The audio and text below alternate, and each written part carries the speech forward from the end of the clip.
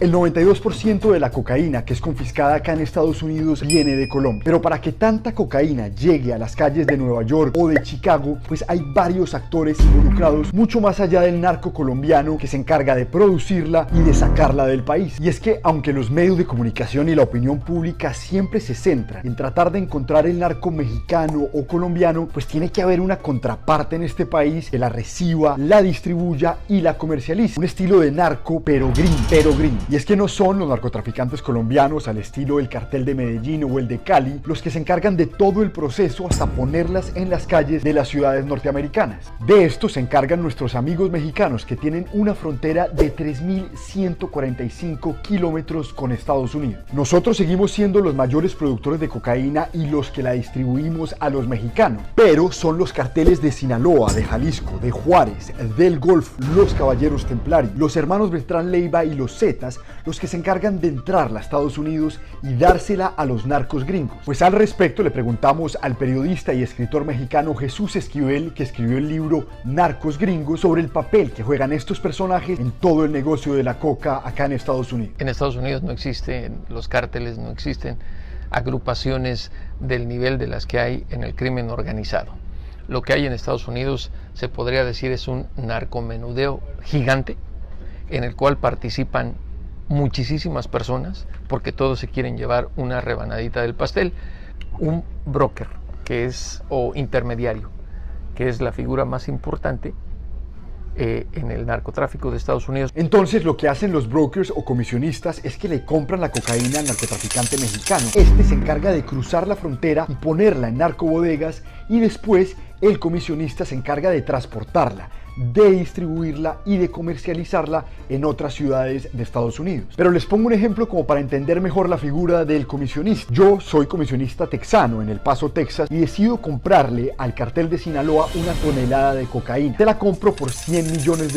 Acá, ya cuando la tengo en Estados Unidos, pues la vendo a los distribuidores a 120 y me gano la diferencia de $20 millones. Ah, y se me olvidaba contarles el tema de las rutas. Pues estas varían mucho porque según el último reporte de la DEA, donde más se confisca cocaína tratando de entrar a Estados Unidos es por la punta oeste y por la punta este de la frontera. Lo curioso es que de los 3.145 kilómetros de frontera, Estados Unidos tiene construidos aproximadamente 1.200 kilómetros, algo que ha fundamentado el deseo de Donald Trump de seguir adelante con esta idea loca del muro en la frontera.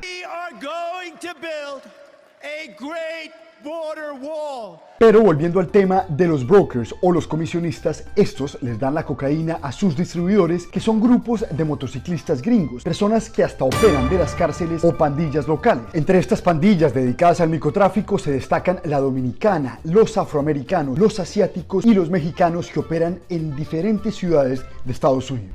¿Cuánto ganaba el narcotraficante estadounidense, digamos, más poderoso a ese nivel micro? Okay.